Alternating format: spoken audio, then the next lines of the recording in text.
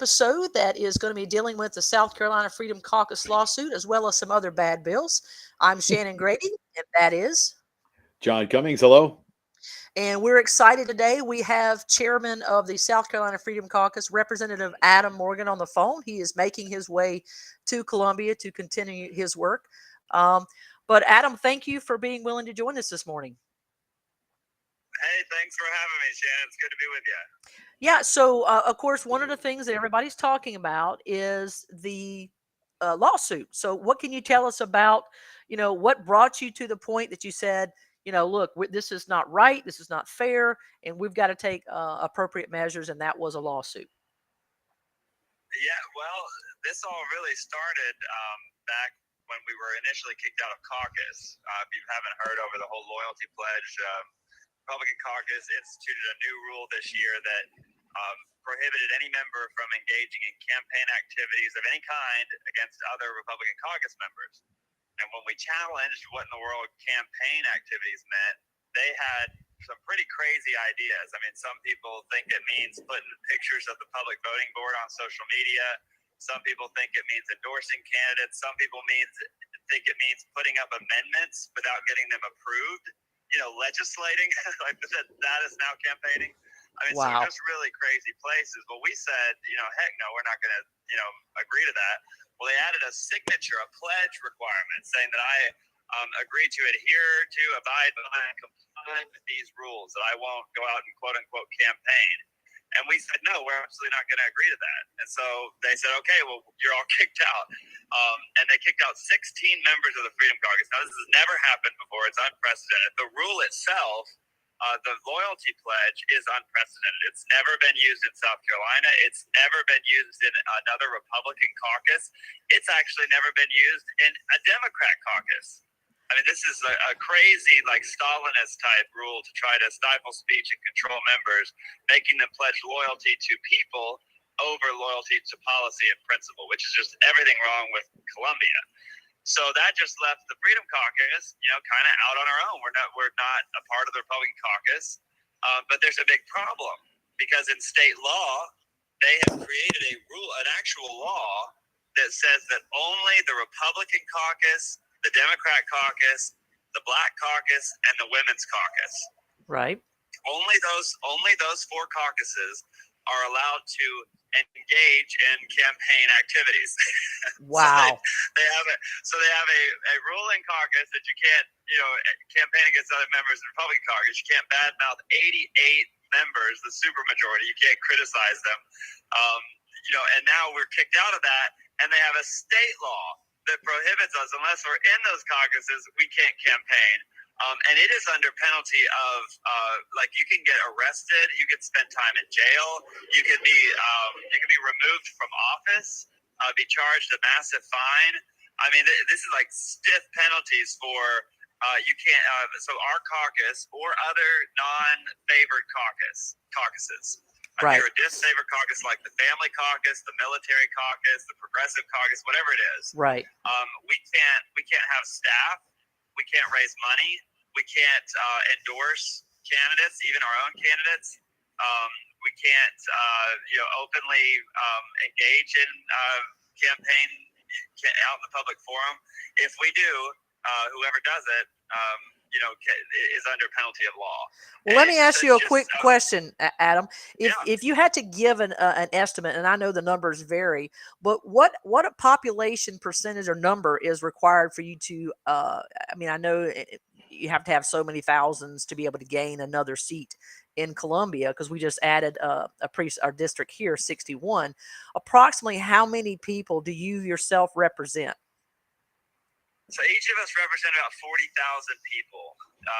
Normally it's a little more than that, maybe like 42,000. Right. So they're pretty large districts. So folks. So yeah, with 16 members getting kicked out. Yeah. That's a significant chunk. That's several 100,000 people that are essentially being denied their right to representation. And I find that appalling. So I know John agrees with me on that, and we're very thankful. Yeah. Now, Adam, what court is? That was the thing. It's like, how do we fix this? Because they're not changing the rule. They don't. I mean, even though the public is pressuring them, they're calling out their representatives. They're telling them ditch the pledge. They're not doing it. They think that they have all the money. They have the chambers. They have the big businesses, and they can engage in campaign activities, and we can't. So they think they have the upper hand. So we said, you know what? We're gonna fight this. We're not gonna let a clearly unconstitutional law, threaten or be used against us and other caucuses. So Perfect. we sued, and we filed suit. Our attorneys are America First Legal, which is several different people that were part of the Trump administration, Reed Rubenstein, and former Attorney General Whitaker is also one of on that legal team. And we filed suit in federal court for just this clear. This is textbook status discrimination. Yes. That some caucuses are favored and can engage in constitutional protected political speech, and others cannot. And it's completely protectionist. It's meant to protect those in power and to create a culture of conformity in Colombia where they can control and dominate members. And if anybody steps out of line, they can use the weight of the caucuses, of the rules, or even of state law in order to silence them and even get rid of them. I mean, that's the ultimate purpose of it. And so we are very confident that this will be an easy win because, like I said, it's so blatantly unconstitutional. And no other state has this kind of crony law. Leave it to South Carolina. I think John was about to ask you, what court are you going to be seeking to bring this before? And what's the time frame, Adam? What kind of time frame do we have? They have a subject matter jurisdiction because it's a constitutional violation, First Amendment violation. And what's the time frame that would be done in? It's already been filed and assigned. So it's anybody that tries to predict what the legal timeline for something in the legal world. I don't have the crystal ball for that, but it's likely in the next couple months. Right. Well, we just don't want to see this taking 2 years to get there, and then in that time period you're not able to campaign, which essentially is going to there are folks already campaigning, as we know. Trump and Haley and some others have thrown their hat in the ring for president. So obviously, those of you who are due every 2 years are going to start campaigning sometime in 24 early. So we want to make sure that this is something that gets adjudicated rather quickly. I find it appalling. Now, I will say this: Drew McKissick seems to have taken some of this South Carolina oath loyalty nonsense to the RNC.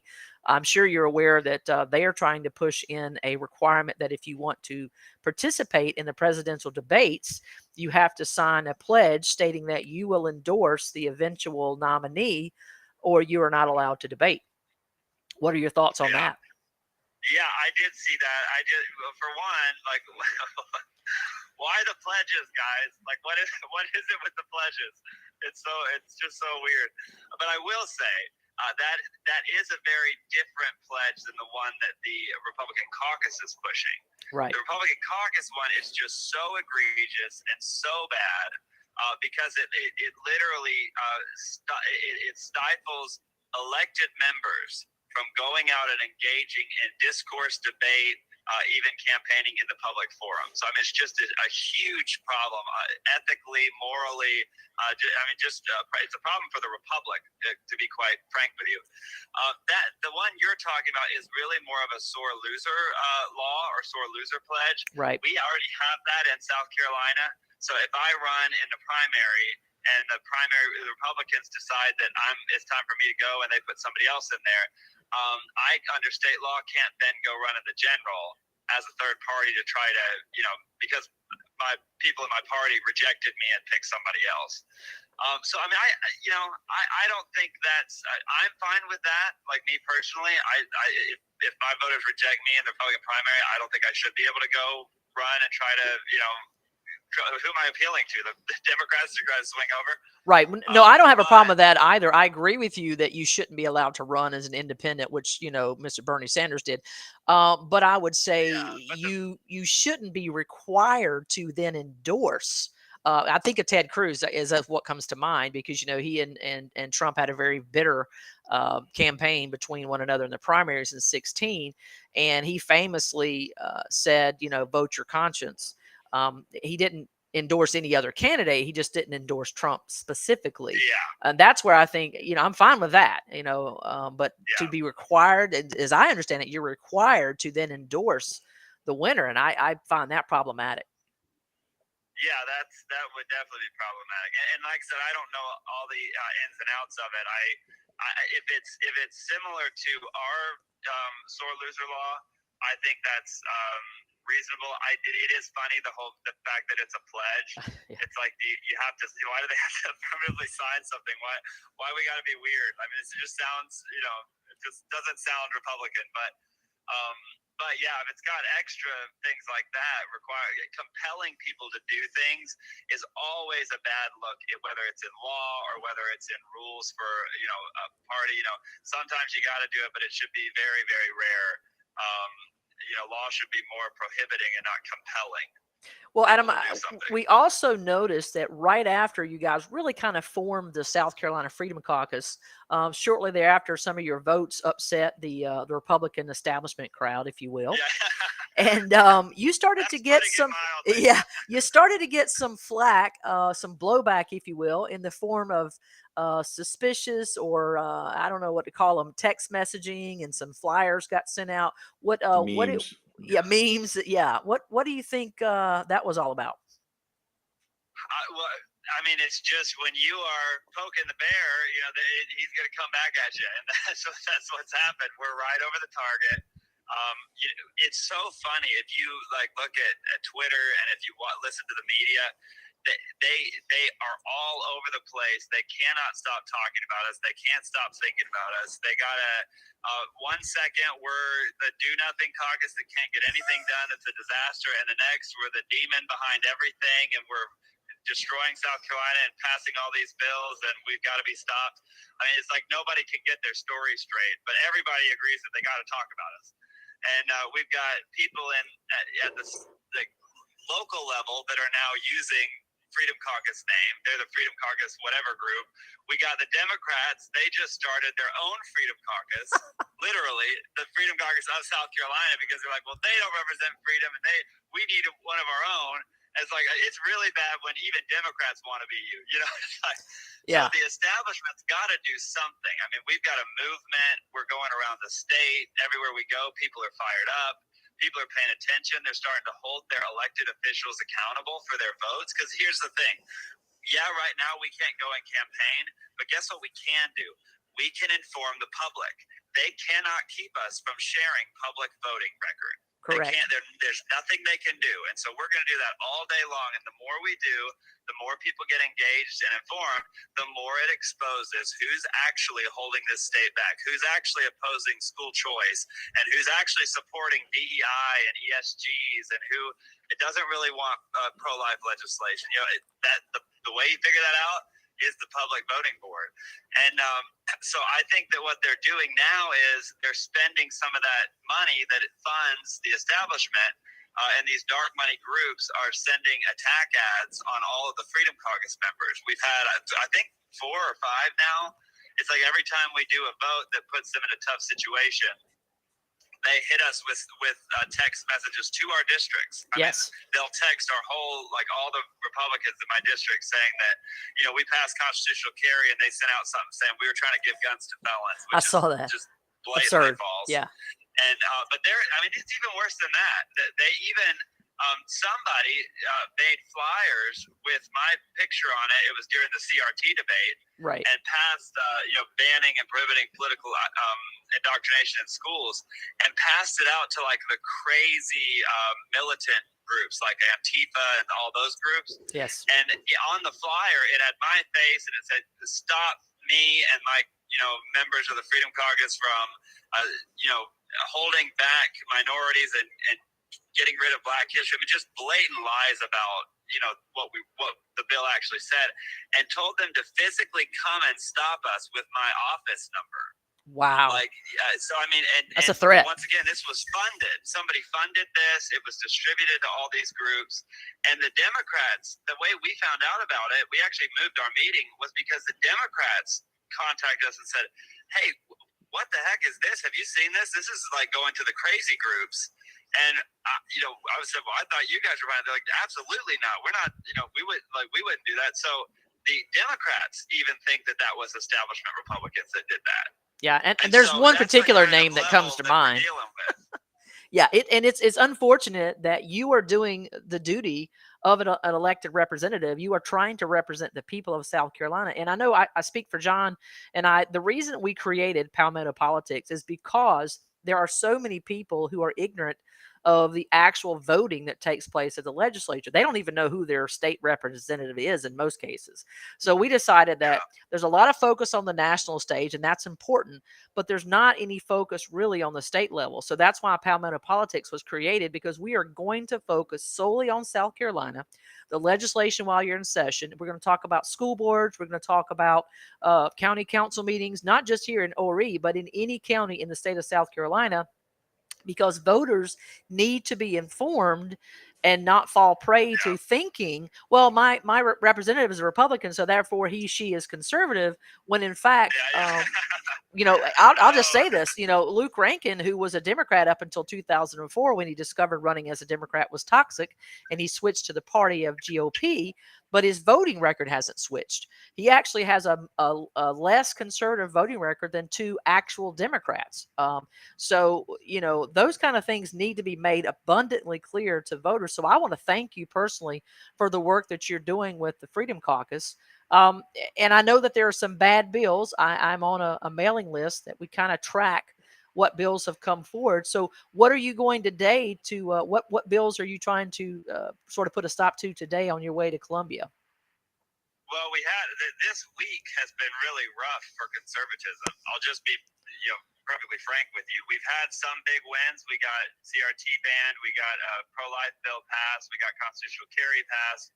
But even those two bills that I just mentioned we have this Republican supermajority that everybody's talking about and all excited about. The pro-life bill, the full protection from conception, and the constitutional carry bill, both were more watered down than the bills we passed last year. Even though we have a supermajority. Wow. The pro-life bill was chock full of all these exceptions that we didn't have last time.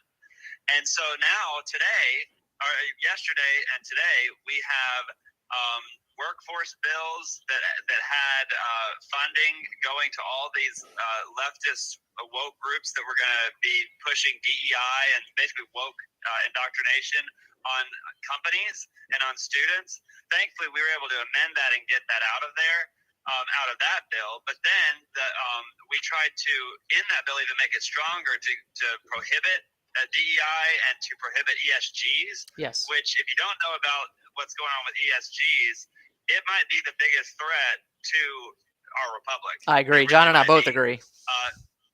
Just the way that they're going to the control over business. And the intent to kind of use that in an authoritarian way anyway.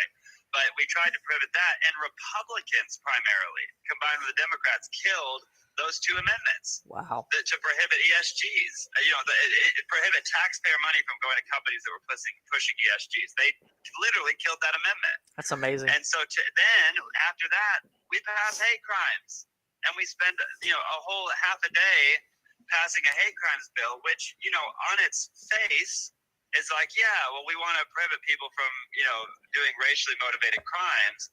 But it goes right into the whole leftist thought policing, and it's difficult to prove. And most telling, they refuse to add political affiliation. Right.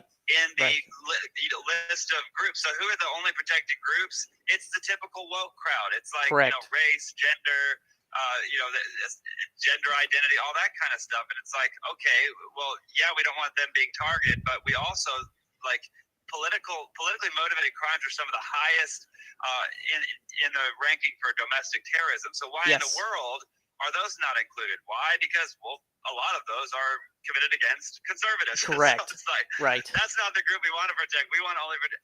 And so it's like elevating certain groups to protect and diminishing others. Like, anyway, it's so that crazy that the Republican supermajority spent half a day pushing and passing that bill. And initially, when it came out of committee, it had the Bostock language, which is basically bringing to South Carolina code, defining that that there's all these genders, and it just such a non-Republican bill. It was laughable. Well, I just came to got that language out. Yeah, I just came from the doctor, and I went in, and they wanted me to fill out some paperwork, and I had to select whether I identified as male, identified as female, and all these other things. And I walked to the counter, and I said, frankly, I don't identify as a woman. I am a woman. I said, this is nonsense. Yeah, exactly.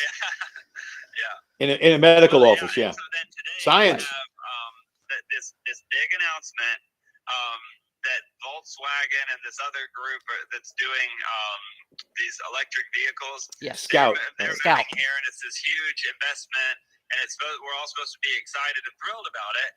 And the only problem is we are literally giving taxpayer money out of the reserve. Yep. We are handing it to a company. Yep. To Isn't a like private entity. $2 billion, I think, was the number I heard. Yeah, I mean, that's in all the incentive packages. They're doing all these things to kind of coax this company here, but I believe part of it is $400 million cash being given to a company for coming here. That's which insane. is insane. Yes. I mean, it's literally insane that we're giving tax. It's like, if you want to come here, great.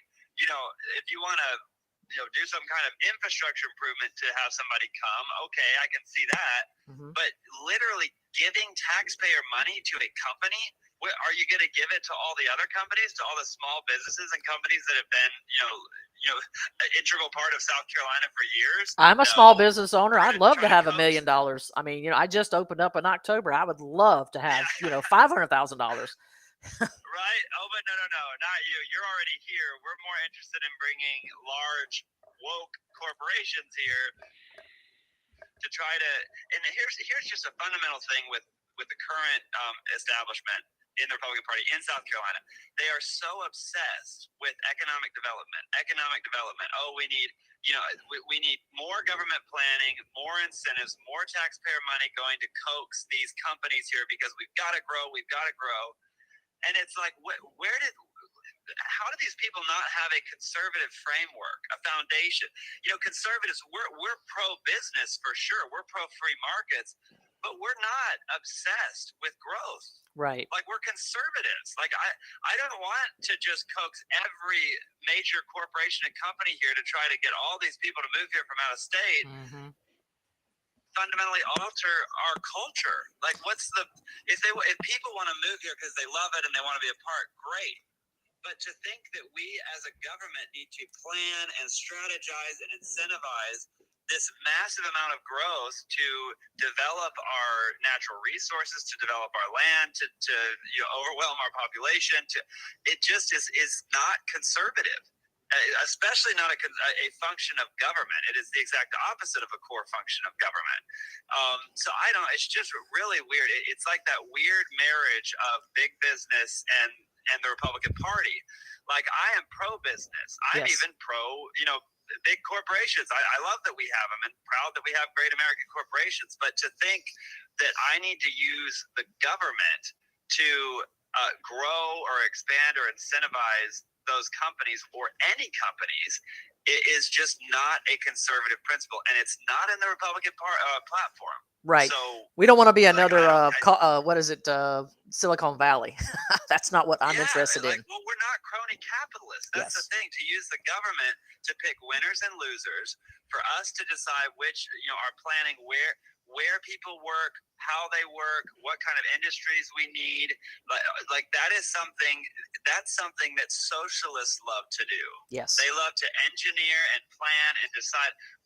It's not my business what people in Myrtle Beach want to do and what kind of industries they want to create. Like, go for it. Like, that's great. But for me to sit in Columbia and think, oh, I need to incentivize this company here, I need to incentivize this industry here, and we need to plan it all out, and what kids need to be, choosing when they, graduate from college, and what jobs they need to have. It's just, that is, government bureaucrats never do that well. Yes. When we step in and try to do all that planning, that's what socialist nations do. I was just going to say, John and I are both retired history teachers, and planning to that level certainly rings a bell in our minds. Right? Yeah, it's just, I mean, and this is not, some people get off and they're like, oh, the Freedom Caucus, a bunch of libertarians. I'm like, this isn't even a libertarian. Like, this is a foundationally conservative viewpoint. Like, we want to have policies that are pro-business and pro-free market. We don't want excessive restrictions. We don't want us tampering with the markets to try to create winners and losers. But nowhere does pro-business mean that you have to be all about economic development and government planning. Right. And the two are not synonymous. And we've created this buzzword with economic development, making everybody think that, oh, we're going to bring all these jobs in, it's going to make your lives better, when it does not always turn out like that. In fact, many times, what happened with Volvo, specifically what happened with the Panthers. Oh, when yes. the government tries to step in and do all this, it completely fails. We've got to get out of that mindset. And far too many Republicans have just drank the Kool-Aid. Not the voters. The Yes. voters know this is crony. They would, like you said, you would so much rather keep your tax money to invest in your business than be paying it to the government to send it to Volkswagen. Right. It's really not brain surgery. Yep. I know I just recently went up to Greenville to catch the Lady Gamecocks beating up on some Tennessee tail. And as I was traversing my way there, I felt like I was driving on the road paved to hell, because I-26 is a travesty and I-85 is not much better. So I thought, well, if we're going to sink millions of dollars into anything, how about we fix our roads before people are killed? I've heard stories of, tires being blown and Americans, or South Carolinians having to pay hundreds of dollars to have their tires replaced because they hit these potholes and they're, damage to their vehicle. There are certainly areas that our government needs to be stepping up. But I agree with you. The idea of giving millions of dollars, even billions of dollars, to attract a company that is only going to develop electric vehicles. And I have all kinds of questions and issues about electric vehicles and whether that's actually the gold standard or not. Battery operated vehicles. Right. Well, correct. John said, he corrected me, battery operated vehicles. Let's stop with the farce of it being an electric vehicle. It's not. It's a battery operated vehicle, much like our phones are battery operated. When the charge dies, you're up the creek without a paddle. But yeah, I mean, so aside from that bill, what are some other bills? Because I know there's a list, if you will, of bills that are problematic. One of which I'm just going to, cherry pick myself. Because I hate to beat the drum, but I'm really disappointed in Drew McKissick, the chairman of the SCGOP, because currently they're pushing through some legislation that actually has two criteria in it. And I understand that your bills are supposed to be singular in focus, but this one is designed to, one, limit the number of state delegates that can attend our state convention. And the other one is designed to prohibit individuals from seeking any recourse in the event that there's some sort of election shenanigans, forcing them to put up as much as $5,000 to even attempt to try and have it, looked into, investigated. I think about Texas. They have about 9,000 people that attend their state convention. Mississippi, as I understand it, has a similar size as South Carolina, and they have about 900. So if we're talking about having delegates based on representation, which is just what we do, that's what it is to be a representative republic, then why don't we allow as many people as possible to have a voice in the Republican Party? Why are we trying to stifle that? And I know that's a bill that I believe was on tap yesterday. So what can you tell us about that particular piece of legislation? Yeah, I know that it is coming up soon. I don't know that we will be getting to it today. Right now, the budget is scheduled for Monday. Okay. And so the budget week is kind of the most important week of the year for session. It's the most intense, the most votes. It's obviously for the House being the holding the purse strings. It's the most important task we have. Right. And so I think that bill just came over. I read a little bit about it, and so I know it. I think it just hit the floor, but I think it'll get held up and moved until after next week. Okay, that's good. I am interested to hear why they think we need to cap the number. And somebody had said, I believe, I'm not on that committee, so I didn't hear the testimony, but I believe that somebody said that Drew spoke on it, That or is maybe correct. issued some kind of. Yeah, he did. Okay, and had said something about size limitations, or like where they were having it, or that they've had issues finding a location to hold them, or something like that. So I need to either go listen to what he said or hear the explanation of the bill, and so we can kind of ask more questions about exactly what they're thinking or what their rationale is. Because I mean, I don't, other than wanting to not have as many people in the space, it is a weird, like, what's the point of cutting back on the numbers of people that can attend convention? Yeah, I'm a member of Palmetto Point do you Church know here. how? Go ahead. Sorry, what did you say? I said I'm a member of Palmetto Point Church here, and we have one of the old auditoriums, and I think it seats about 6,500 people. And I am very confident that if we approach the pastor and the church leadership, that they would be more than open to the idea of allowing us to have a state convention in that location. It's an auditorium style. You've got your stage, you've got plenty of seating to be able to do the work that we would need to do. And there's hotels, obviously abundance of hotels here in Myrtle Beach. So I would offer up ORE if they can't find something in Columbia, which I find really hard to believe. But let's just pretend, let's make believe that they can't find a location there. And to be frank with you, at our last state convention, we didn't even probably get to 2/3 of the possible delegates because people have schedule conflicts that come up at the last minute. Folks decide they don't want to spend the money, any myriad of reasons why people don't attend. And so then you're scrambling to find alternates to try to show up and fill the convention anyway. So this idea of capping it at 639 is, pardon my expression, is asinine. Yeah. Okay? So it's capped at. That's the total number of delegates that they're going to do this time? As I understand it, his goal is to cap it at 639. Okay. And delegates, yeah, state delegates. I find that absolutely appalling. You cannot limit the number of people that you represent. I mean, as the number of our population continues to grow, we should not seek to have less people representing that number. We should have on par with what is required. I mean, imagine if your district grew by 120,000 and now you've got to represent all those people by yourself. It's absurd. Yeah. You would not be able to do it adequately.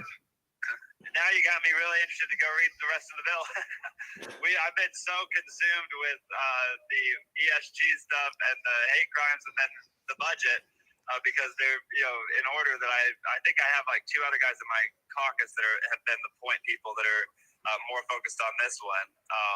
But I'm eagerly looking forward to looking more.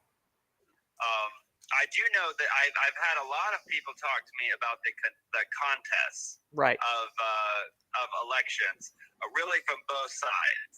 And I think a lot of that originates from Greenville. Yes. Because we've had issues where multiple people contested elections, some very legitimate and some not legitimate. Right.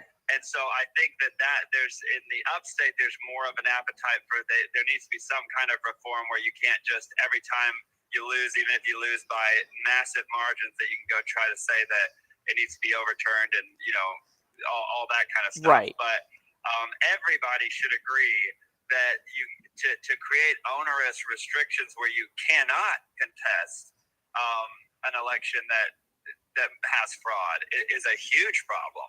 It's a huge red flag. Well, one of the things I would say, Adam, is my problem is it's multiple. I know you haven't had a chance to clearly look at this bill, but I'll kind of give you some of the major issues I see. I agree with you. I don't think someone who has a significant, margin of defeat should be sore loser and go contest it. I agree with you on that. However, having someone contest it and say, I think this was something off. There was some kind of shenanigans. I ran for Horry County Council, and so I believe my filing fee was $675. So asking me to possibly pay $5,000 to solve a possible election issue is absurd. What I think it should be is equal to whatever your filing fee was. So if you had to pay $675, if you want to, have an appeal on the election process, then you put up that $675. And again, if you lose, you don't get the money back. If you win, you get to keep it. That will still certainly limit the number of people that are going to protest and try to get rid of some of those problems you're talking about. Yeah, now, the second part of that I find very problematic is, and I'll give you an example. I believe it was Lauren Martell and Musselwhite. They appealed not because they believed they did not, that they rightfully won, and that the governor and Alan Wilson didn't. They said there were major problems at the election sites. They had constituents reach out and say we had serious issues, whether it's the computer system, the ESS, or whether it was, the paper, something occurred. And so they brought with them over 50 witnesses with their documentation, and some of them were computer experts, and they went before the state ECs and Drew McKissick. And Drew McKissick made the decision that these 50 individuals as a group were only given 20 minutes to present the evidence showing that there were problems with, polling folks not knowing what they were doing, polling managers not really understanding the procedures, training that was not quite up to par. And that's where I find it very egregious, because we don't want to have our election integrity questioned because people are not able to vote, or something went awry, or they don't think their vote was properly recorded. Even here in ORE, we had 1,300 ballots that were erroneously sent out, Democrat, candidates instead of Republican in the primary. So there were some problems. And the idea that you're going to, require someone to pay $5,000 to have that kind of thing adjudicated is absurd. Second to that, the idea that Drew McKissick, or any chairman, whoever it may be in the future, would be able to dictate how much time they give to those individuals to share their information is also insane, because they have set it up so that once you finish with the state ECs, if they do not satisfy your complaint, your only recourse is to appeal to the state Supreme Court. Now, you and I both know the state Supreme Court may choose not to hear the case at all.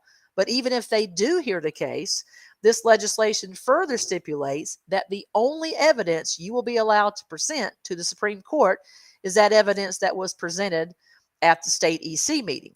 Now, if Drew McKissick is going to cut you down to 10 minutes, how fair is that? Yeah. So definitely a problem. It's a huge problem. And I understand to some degree what he's trying to do. And I agree with you. There are people who were, sore losers and believe that they had been unfairly treated or whatever. But that does not equal them being able to limit voter integrity being checked, or you got to pay $5,000. So yeah, I think the filing amount is a great idea. See, that's why we have constituents to give us better ideas than we can come up ourselves.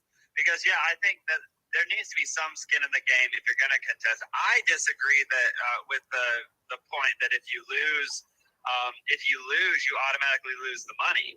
Right. Because it might be a very close, very legitimate claim that gets adjudicated, and it's even a split vote, and somebody like, yeah, this is bad, but enough are like, nah, it might be bad, but it's not enough to overturn it. Right. If it's a legitimate claim but you still lose, I think that the EC should be able to say, we're overturning it because we don't think it's enough to overturn, but we recognize it was a legitimate claim, so you can have your money that you put forward back. Right. It should only be frivolous claims that are just on their face. This is a waste of time, and this claim should not have been brought. Or like what happened in the past, where somebody filed a claim, had one group overturn it, and then when it went to the ECs where they were supposed to, they didn't even show up for the hearing. So yes. They had literally assembled in order to do it, and that's literally a complete waste of people's time. So obviously that person should have, should had forfeit, to put something forward and lose it. Yes. Just like you would, in a lot of other arenas. Agreed. But yeah, those are great. Those would be great fixes, for the bill. But yeah, this is also the process of legislation. A lot of times, the first version that either is going through committee or a lot of times that comes out of committee and hits the floor, it has a lot of problems and has to be amended, Yes. to make it more reasonable, or there's unintended consequences that arise. Because and sometimes it looks like somebody had this really bad ulterior motive, that it was as simple as nobody thought through a really bad ramification, Right. of something. Right. And so, we'll find out when we go to amend it. That's the key. Well, great. Well, Adam, is there anything else that you want to share with listeners or folks here in South Carolina? Yeah, well, I was just gonna say, thank you for focusing and caring about state issues. It's so vitally important. So many of our liberties are protected and secured by state government over federal government. Yes. Like that's where the true source of power that's where it should lie. And it's the people of the state that is where that lies. And we're more accountable as representatives to our constituents and to our people than the guys in Congress at the federal level every time, because we're closer to them. I have 40,000, but that's nothing compared to what Congress and Senate have. And the reason the fight is so important right now is the stakes are so high. Yes. And that's what bothers me the most. When I came in, I'm on my 5th year. I came in, I had knocked on 4,000 doors, and I told people I was going to be a fighter and change things. And I was a dumb 20-something-year-old. And I came in and I was hitting no and just don't know a lot, and I was always in trouble. But that was pretty much what I was doing. That's what it meant to oppose the establishment. But now we've learned that's the bare minimum. Voting red or voting right, red or green, whatever the right way is. Like that's the bare minimum. We have got to fight for our values. We've got to speak up. We've got to be engaged at the local level. We have to get the message out there and be the face and the mouthpiece for conservative values, because the left is just dominating that messaging battle. Absolutely. And we do not have enough willing, happy warriors out there explain to people why conservative values matter, why free markets matter, why our individual rights and liberties matter, why, like what you're saying, getting in the details of why these systems matter, the political party system and all the different things that we have created, these institutions that protect our liberties and protect other nations' liberties. I mean, we're the guarantor of everybody's freedom. That seems to be the case. Look out, world. Yes.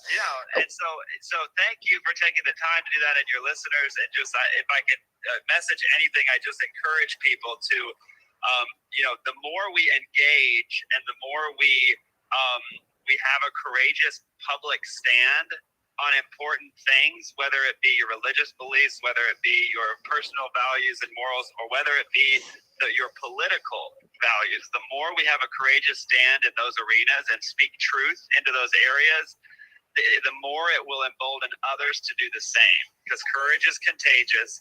And more than ever, we need bold leaders at every level. Like don't be thinking that it's going to be me and the other legislators. It's like us all in our personal lives. Right. It have to be courageous speakers of truth, and that's what will defend the liberties that we have for the next generation.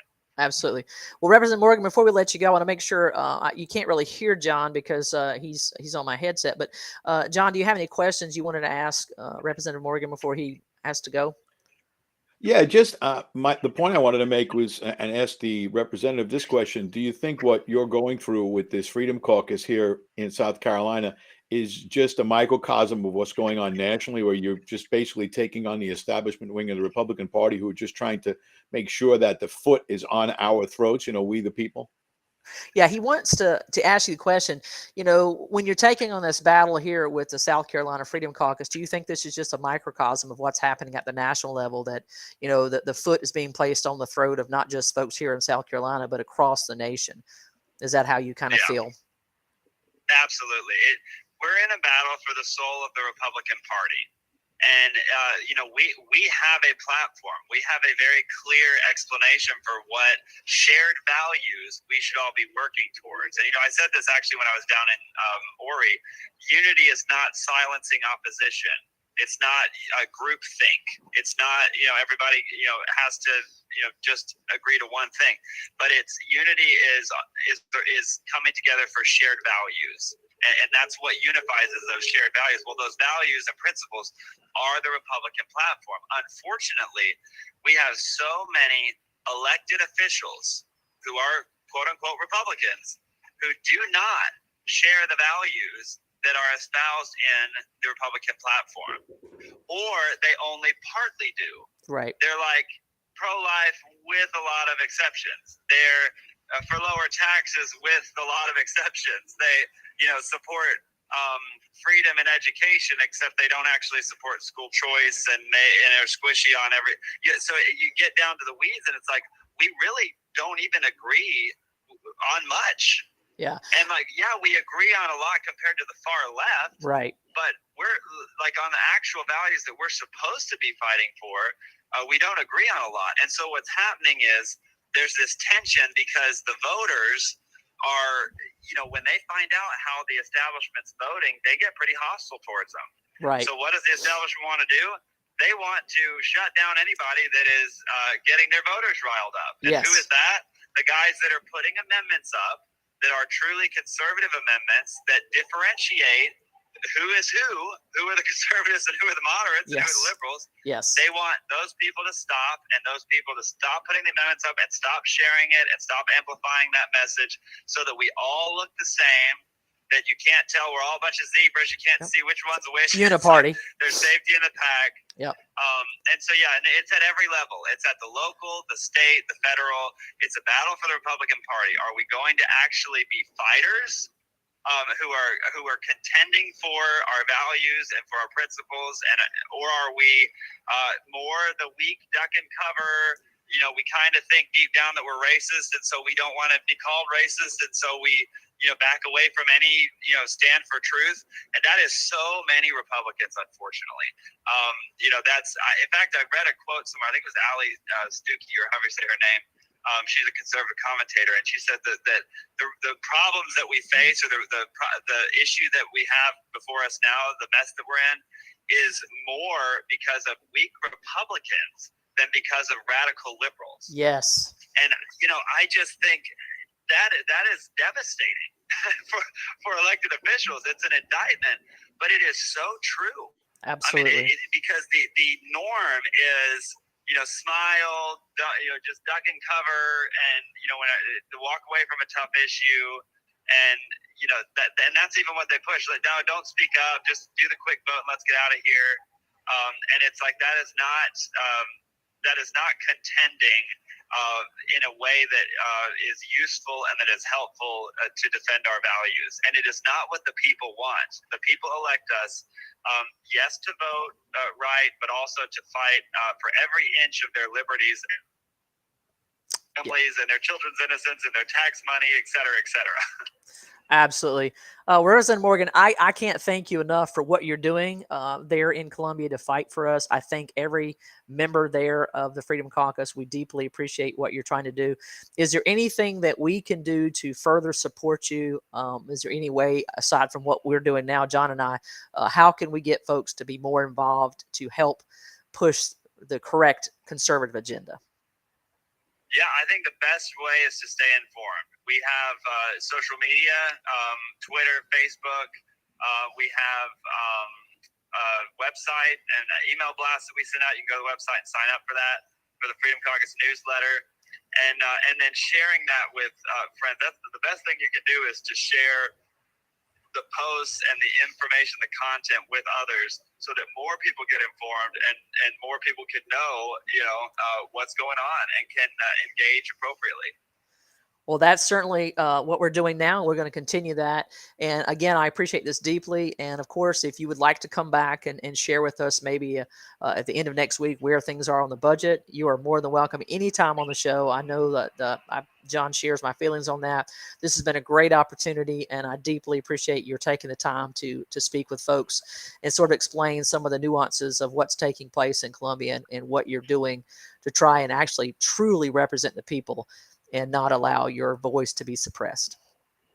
Yeah, well, thank you so much for having me on. Thanks for all you do. Thank you. You have a great day and be safe. You too. Bye. Bye-bye. Well, that was the Freedom Caucus, South Carolina Freedom Caucus chairman, Adam Morgan, and he is, of course, driving his way to Columbia now. John, what are your thoughts? I'm gonna let you share a little bit there because Yeah, I mean, it's so typical of what's going on around the country, and that's why I asked that question at the end there. It really is a battle for the soul of this party, and I think the establishment part of the party has just got so firmly entrenched and so far away from what the values really are or what they should be. Uh, Point in fact, this whole issue with Scout, that offshoot of Volkswagen, this just handing a company cash. I guess when they took economics 101, they missed the part about inherent fairness. You know, that's not what this is about. I mean, if you want to create an atmosphere so that companies come here because they like the available workforce or whatever it is, that's fine. I mean, that's the role of the government, is to set the table. That's it. Set yep, the table. People want to come, they come and partake. And if they don't and they go somewhere else, well, then your job as the government is to maybe reset the table. But to just hand out checks is insanity. And yes, it's like I said, it flies in the face of everything that the quote unquote Republican Party used to believe in. And what you're looking at here around the country is you're looking at establishment Republicans trying to step on the throats of what is really the America First movement. And that movement it's not just one person. I think that's another thing that we have to address. This movement is not just about President Trump. I mean, right. he's the flag bearer. I mean, that's who he is. He gets out there with it, but it's a lot more than that. And people are starting to wake up to that. And the other part of it is that historically, the Republican Party does a terrible job of going out into communities where they're not very popular and trying to get their message out. They're very happy, especially when they're in the majority like they are here, and just sitting on their laurels and not trying to recruit new people with what should be the real America First message. They're just not going to do it. And that's one of the reasons why I got involved down here, because I'm not used to living in a Republican area. I'm not used to that. Yeah, So New I'm York's a little used to different. go, yeah. Yeah, I'm used to going out and speaking in areas where people are like, who is this guy? He's a Republican. Why does he even care what we think? And I'm like, no, no, no. Look, this is all about one message. And the message is that it's America first. We the people come first. And we might have different views on things, but at least hear me out. And up in New York, we were somewhat effective doing that. And I think that's something that the Republican Party, and I think one of the reasons the establishment is hesitant around the country, is that they see that the America First message resonates with the atypical Republican voter, meaning that you can go into communities that are historically Democrat, that are never receptive, go out there with the America First message, which is a we the people message, and the people go, hey, you know what? They're right. That's another reason why the establishment Republicans want no part of us. They want no part of us because they know that we will bring in new people to the fold and we'll just overtake them, and they can't lose their spot at the table. Yeah, I think they've liked being the head of the table, and I agree with you. They want to keep the table small. They don't want to add that little middle extension to add more people to the table, because then it gets a little unruly because they have more voices, more opinions. And I think they always the expression two heads are better than one is spot on. And what Representative Morgan said, that it's good to hear from constituents with other ideas, because these bills are not always perfect, but they have amendments. There's ways to fix them.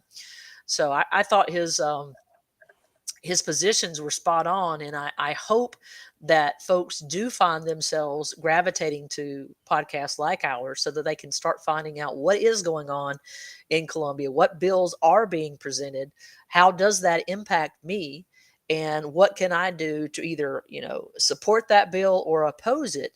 Because if we just sit back and the only thing we do is wait until the next election and either vote only in the general or vote in the primary, which I know you and I would agree that the primary is actually more important, or slightly more important than the general, because you are picking the candidates that everybody then votes for in the general. So I hope that folks will start paying attention. I know you and I are working really hard to inform ourselves and then pass that information on to the voters of South Carolina. So this is not just for Horry County. This is for every county in the state. Um, we didn't get a chance to do our show on Tuesday, so I'm actually thinking maybe we try to get together tomorrow morning and kind of do um, a show to talk about some of the other bills that we weren't able to get to and some of the other information that I know you and I agree is important that we need to get out to folks, because as he mentioned, they're voting on the budget next week. And we need to make sure folks are keenly aware of what's been presented. I get an email with a list of what they call bad bills. One of the things I wanted to talk a little bit about today is what Jonathan Hill, who's the gentleman that sends out the bad bills, if you will, what his criteria are for, in his opinion, what meets the requirements of a bad bill. Because I don't want it to simply be, well, okay, anything that doesn't follow the Republican platform or whatever is a bad bill, although I might argue that is that is a good case. But it's not just that. There are very specific positions in which he puts, point by point. Here are the things that are considered when we look at the bills. This is how we decide: is this a good bill? Is this a bad bill? So those are some things I want to be able to talk about. I was hoping I could pull it up here, but I don't see it off top. But we'll definitely, hopefully, be able to do that tomorrow. Is that something you'd be free to do tomorrow, John? Come back on and talk about the bills. Well, I know we are making an appearance with John Stubbins tomorrow morning at 10. Oh, you know what? You're right. You're absolutely right. So, so we So, can't and do it. we'll talk a little bit about that. That I think that show is going to air Tuesday night, but we'll update people via social media as to our appearance on Indivisible with John Stubbins, which is a national show that's on the Hunt channel and it's on a lot of other platforms. If you're not familiar with John Stubbins, he was a very popular show host who had a show on YouTube for quite a long time, and he got Till the caught woke up in the crowd came. purge. Yeah, he got caught up in the purge. I mean, he got low bridge by big tech, and they took him off every platform he was on, and probably mostly because he was usually over the target. I first became involved with John when I was running for Congress up in New York, and I couldn't get on any media because they had pretty much blackballed me. And that's how I came across him. And John's a good guy. He's involved with a lot of veterans causes, and he's just a good guy. And he's got his show back on board here, and he's on the Hunt channel and a few other things. So we're going to be making an appearance on there, which I'm looking forward to. Yeah, absolutely. So you're right. So we can't do tomorrow mornings. Thank you for catching my memory on that, because I did have that in my calendar. But perhaps we could do something maybe Friday evening. I don't know what your schedule's like, so we can kind of jump on, talk a little bit about some of the issues. Or we may just do next week, do Tuesday, Wednesday, Thursday, at least, as you mentioned, during the legislative session, to be able to try, because there's so many bills, folks. There are so many bills that are being discussed and bantered back and forth, that it's absolutely imperative that you be made aware, so that when to make that phone call to say, hey, this is a no for me. I don't want to see this passed into law. We're facing a rate hike from Santee Cooper because of the legislation that's pending, thanks to Representative Crawford. I'm trying to think who else is with her. It might even be Senator Rankin that's in that as well, that same piece of legislation. It's a no for me. So rate hike is just another way of calling it a tax hike. Yeah, it's just a tax, and there's another bill up for a penny tax locally, and then there's another bill up for that quote unquote Yankee tax. I feel like I'm back in New York. It's tax, tax, tax, tax, tax. I mean, and that's not the way you want to go. The other thing, and that Representative Morgan touched on, that we really have to keep an eye on, is many of these bills that are introduced are good legislation, and they get watered down by Republicans with all these bad amendments. Yes, absolutely. I don't know exactly, what we do to stop that, other than what we're already doing, which is trying to keep folks informed. And, maybe we need to start listing the phone numbers to make it even more simple. If you want to know what your representative's phone number is, here it is. Call them, tell them, hey, we want XYZ or we don't want XYZ. It's just that important. I was kind of laughing when Representative Morgan was talking about, folks that they're fighting within the Republican Party, and it just seems like they're not even Republicans. And I thought, I think the non-binary name might actually fit better in the Republican Party than it does talking about genders, because there are some Republicans who really don't identify as Republicans. They really identify as Democrats. So maybe that's where we start, instead of calling them rhinos, we start calling them non-binary, because they don't identify as Republicans. Their voting record doesn't. They just operate as if they're the minority. Yeah. The minority party. That's the way it is. They're just they're captives, is what they are. Steve Bannon calls them controlled opposition, and that's what it is. And it's sad. It's really sad. When you come from, like I did, you come from New York, and you come to a super majority, quote unquote, red state, and you see what goes on and the type of legislation that they're passing. It's just mind boggling. And it's not going to get any better unless we fix it now. Absolutely. Absolutely, John. Well, folks, that's pretty much all we have for today. I hope that you enjoyed the show. It was a packed show. Again, the first, 3/4 of the show was just listening to the South Carolina Freedom Caucus Chairman, Representative Adam Morgan. Please share this, like it, follow our page, and we'll help keep you up to date on all the things you need to know going on in the state. And if you have something that's going on, even at your local level, something that's happening at your city level, at your county level, and you want to get some eyes and ears on that information, reach out to us, let us know what it is, and we will do our due diligence and try our best to put that information out. But that's all we got for today. Stay tuned, because we will be sending you that link from the John Stubbins Show tomorrow at 10 a.m. Have a great day. God bless.